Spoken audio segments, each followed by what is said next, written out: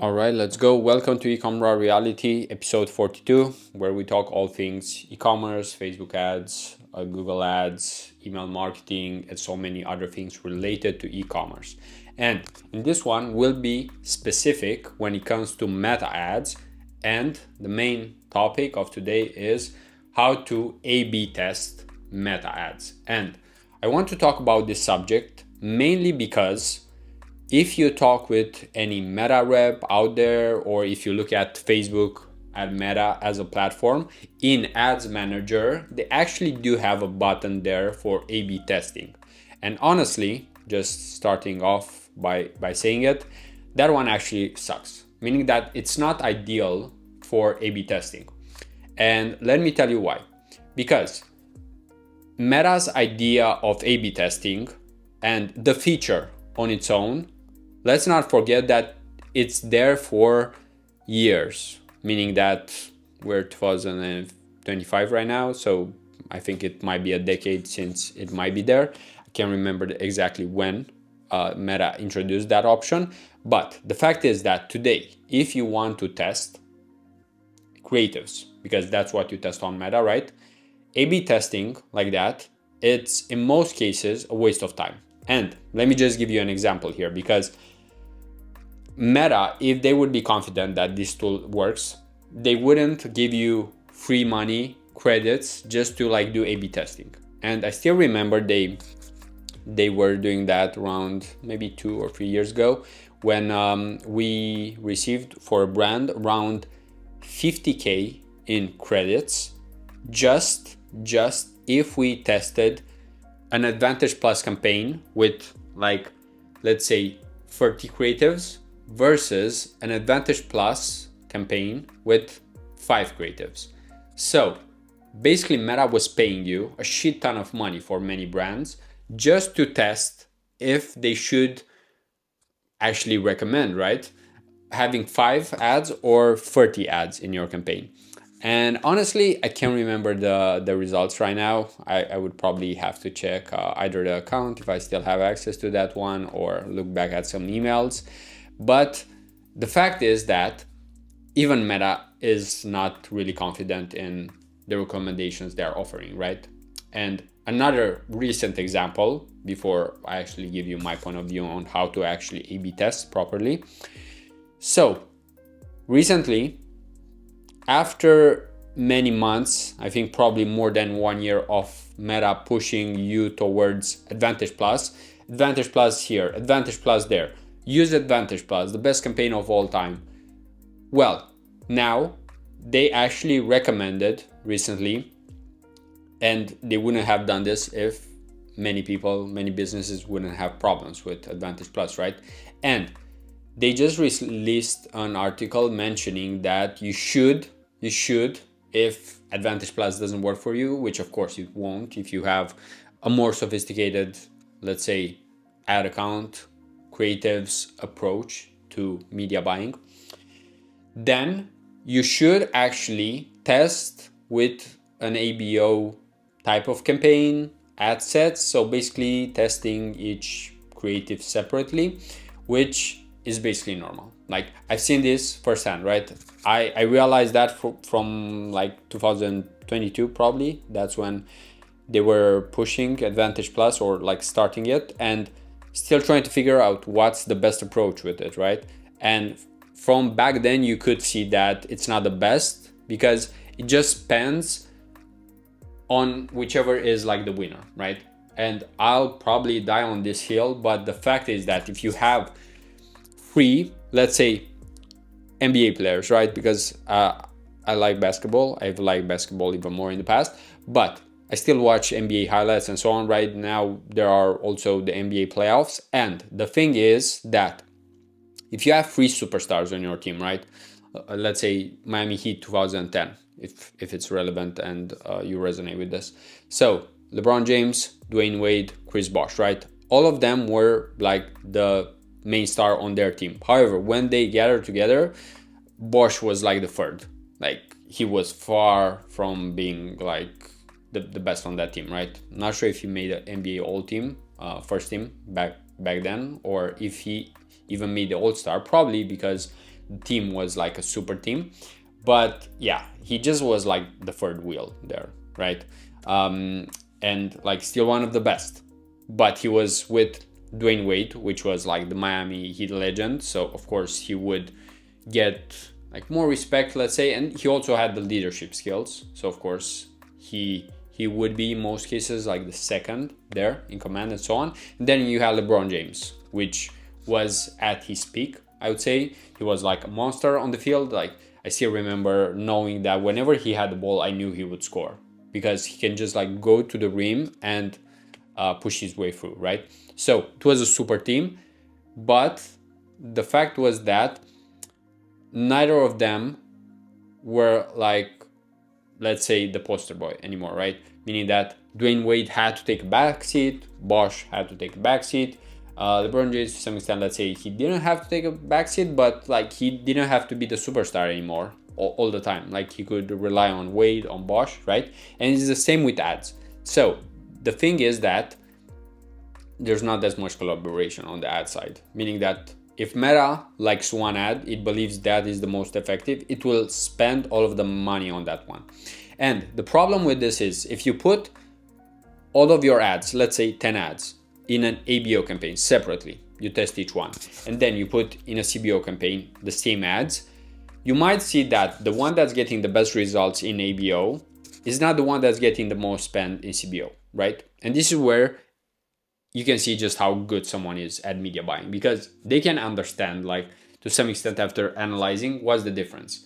Why is that receiving the most spend even if it's not the best performing, right? And this is where maybe even Meta has to work on their algorithm to understand better what are we actually going after. Are we going after more top of the funnel, which is less effective, or are we going after bottom of the funnel, which is more effective because people are converting faster, better, at better rates, at lower cost per acquisition, basically higher ROAS ideally. And with all of that being said, let me tell you my approach. So my approach, it depends on the context for sure.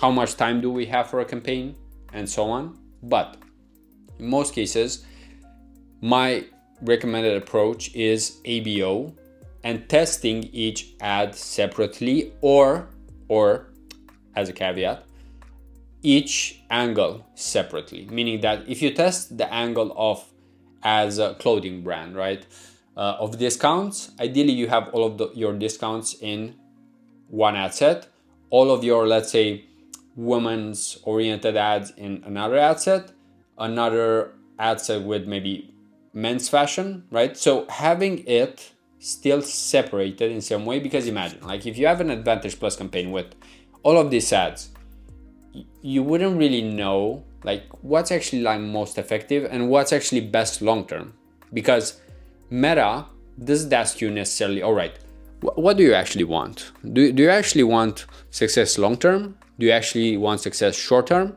So basically you don't have clarity, right? Like it's just like in relationships.